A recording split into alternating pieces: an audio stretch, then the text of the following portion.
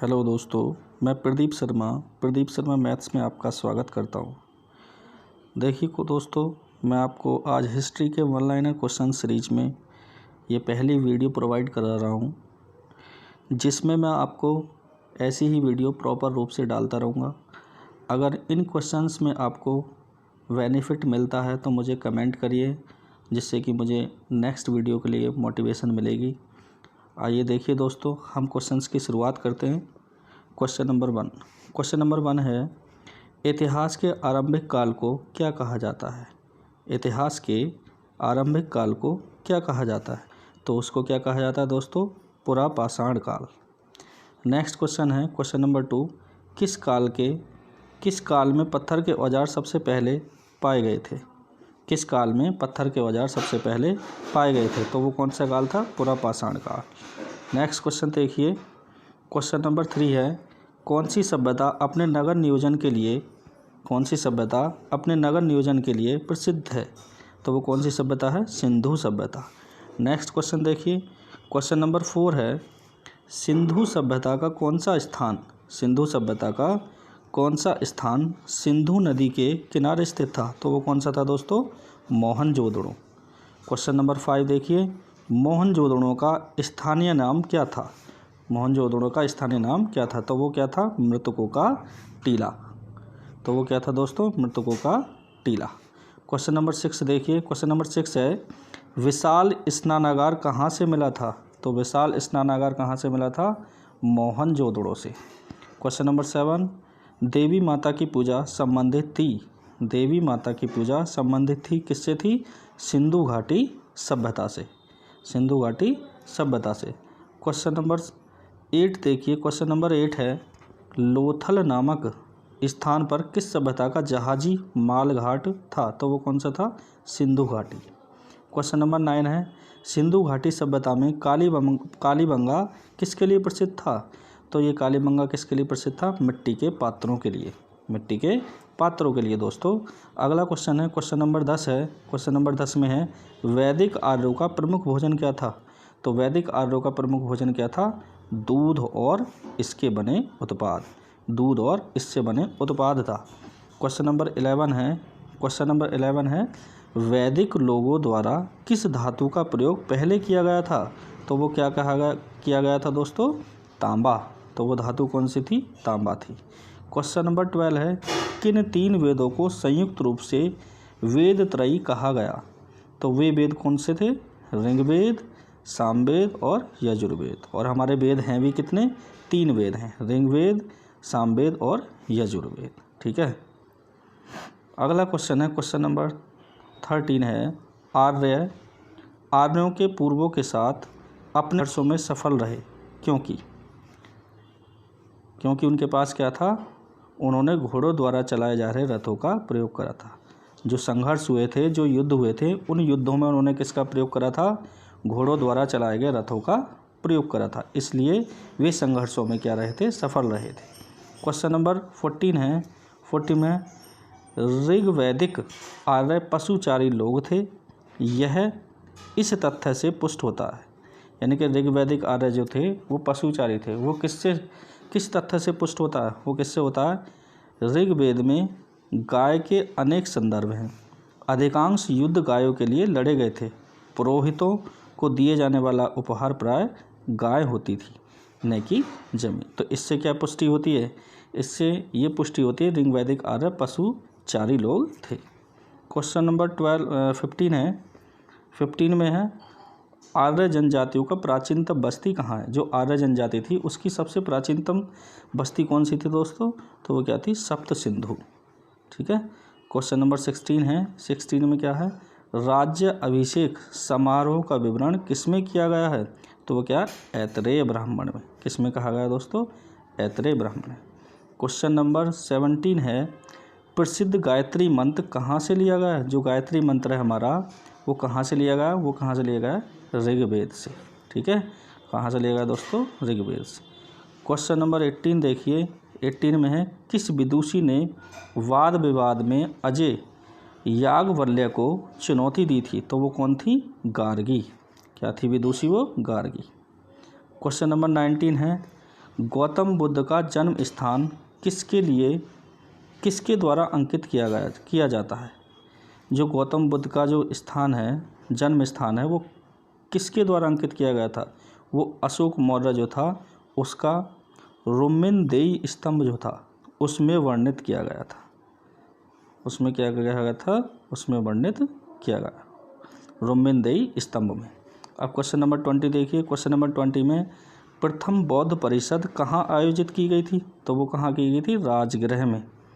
ठीक है, तो दोस्तों वो कहाँ की गई थी? राजगृह में। बुद्ध का अर्थ क्या होता है? ये क्वेश्चन भी कई बार पूछा गया। तो बुद्ध का अर्थ क्या होता है? ज्ञान प्राप्ति। ज्ञान को प्राप्त करना क्या होता है? बुद्ध का अर्थ होता है। ठीक है दोस्तों। नेक्स्ट क्वेश्चन देखिए दोस्तों। क्वेश्चन नंबर 22 में है बौद्ध धर्म ने समाज के 2 वर्गों को अपने साथ जोड़कर एक महत्वपूर्ण प्रभाव छोड़ा। ये वर्ग कौन कौन से थे? तो ये थे स्त्री और एवं शूद्र। तो वो कौन कौन से थे? स्त्री एवं शूद्र। क्वेश्चन नंबर 22 में है बौद्ध धर्म किन मतों पर विश्वास करता है?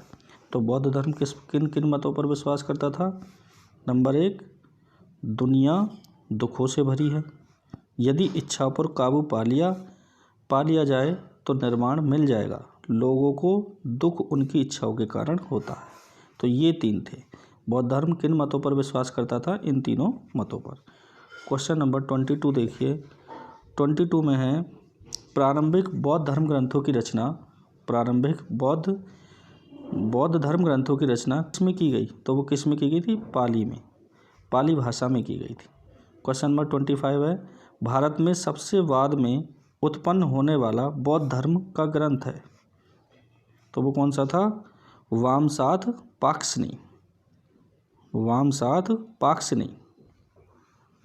क्वेश्चन नंबर 26 है बुद्ध को प्रबोध कहाँ प्राप्त हुआ था? तो वो कहाँ हुआ था? बोध गया में। ठीक है, कहाँ हुआ था? बोध गया में।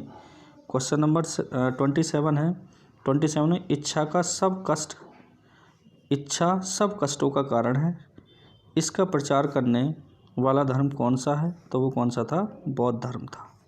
और क्वेश्चन नंबर 28 है 28 में महावीर कौन थे? तो महावीर क्या थे? 24वें तीर्थंकर थे। किसके? जैन धर्म के थे।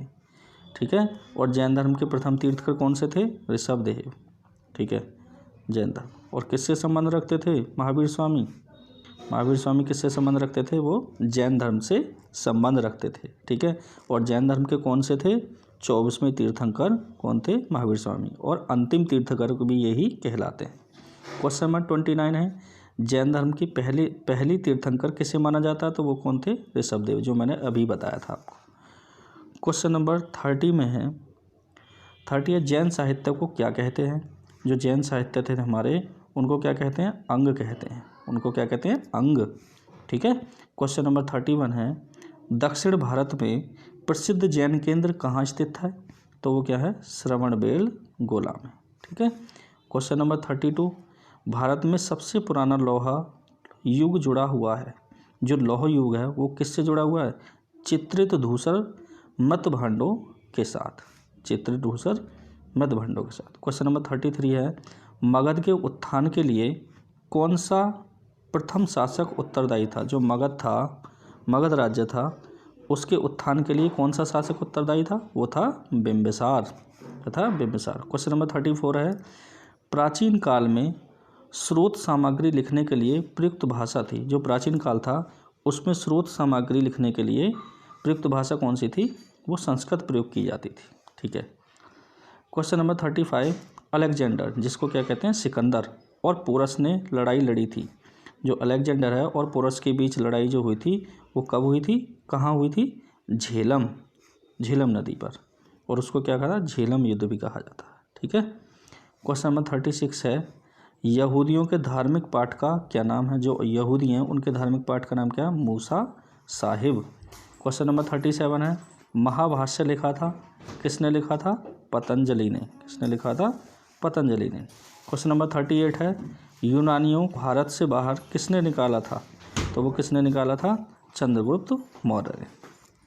क्वेश्चन नंबर 39 है चंद्रगुप्त मौर्य का चंद्रगुप्त मौर्य का पुत्र कौन था? जो चंद्रगुप्त मौर्य है उसका पुत्र कौन था? वो था बिंबिसार।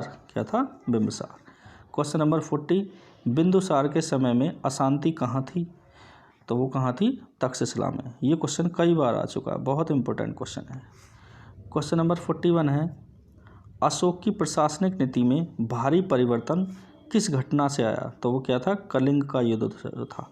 क्या था? कलिंग युद्ध। कलिंग युद्ध में अशोक ने गहरा रक्तपात जो देखा उससे उसका मन बदल गया और उसकी प्रशासनिक नीति में भारी चेंजिंग आई और उसने रक्तपात की नीति को छोड़ दिया। ठीक है, तो वो कौन सा युद्ध था? कलिंग का युद्ध। क्वेश्चन नंबर 42 है, देवानाम प्रिय के नाम से कौन प्रसिद्ध है? ये क्वेश्चन भी कई बार आ चुका है, बहुत इंपॉर्टेंट क्वेश्चन है। देवानाम प्रिय के नाम से कौन प्रसिद्ध है? तो वो कौन था? अशोक था। ठीक है। क्वेश्चन नंबर 43 है, कलिंग युद्ध के बाद किसने महाराज अशोक के रूपांतरण को दर्ज किया? तो वो क्या था? Rock addicts 13। Rock addicts 13। Question number 44 है, चंद्रगुप्त मौर्य के दरबार में भेजा गया यूनानी राजदूत कौन था? जो चंद्रगुप्त मौर्य के दरबार में जो यूनानी राजदूत भेजा गया था वो कौन था? मेगास्थनीज था। मेगास्थनीज। क्वेश्चन नंबर 45 है, इंडिका किसने लिखी? इंडिका नामक पुस्तक थी, वो किसने लिखी थी? मेगास्थनीज ने। ठीक है, जो एक यूनानी राजदूत था दोस्तों। ठीक है। क्वेश्चन नंबर 46 है, चंद्रगुप्त मौर्य का प्रसिद्ध गुरु चाणक्य किस विद्या केंद्र से संबंधित था? जो चंद्रगुप्त मौर्य थे उनका प्रसिद्ध गुरु चाणक्य था। ठीक है, तो वो किस केंद्र से संबंधित था? वो था तक्षशिला से। तक्षशिला से संबंधित था। ठीक है। क्वेश्चन नंबर 47 है, क्वेश्चन नंबर 47 में अर्थशास्त्र के लेखक किसके समकालीन थे? वो किसके थे? चंद्रगुप्त मौर्य के। ठीक है, चंद्रगुप्त मौर्य के समकालीन थे। ठीक है दोस्तों। नेक्स्ट क्वेश्चन देखिए दोस्तों, क्वेश्चन नंबर 48 है। 48 में है, अशोक के शिलालेख किस लिपि में खुदे हुए थे? खुदे हुए का मतलब गोदे हुए थे, यानी कि जो अशोक के शिलालेख थे उन पर किस भाषा में लिखा गया था? तो वो कौन सी भाषा थी? ब्राह्मी भाषा। ठीक है दोस्तों। क्वेश्चन नंबर 49 है, किस प्रसिद्ध शासक को शिलालेखों का जनक कहा जाता था? ठीक है, तो वो प्रसिद्ध शासक कौन सा था? अशोक था। अशोक को शिलालेखों का जनक कहा जाता है। क्वेश्चन नंबर 50 है, मौर्य वंश के शासन के दौरान स्थानिक कौन था? जो स्थानिक था वो कौन था? जिला प्रशासक था। जिला प्रशासक। देखिए दोस्तों, हमने 50 क्वेश्चंस की एक सीरीज रखी है। नेक्स्ट वीडियो में हम अगले 50 क्वेश्चंस को डिस्कस करेंगे। जो 50 क्वेश्चंस की सीरीज है ये हमारी कंटिन्यू रहेगी। अगर आपको ये क्वेश्चंस समझ में आते हैं, अगर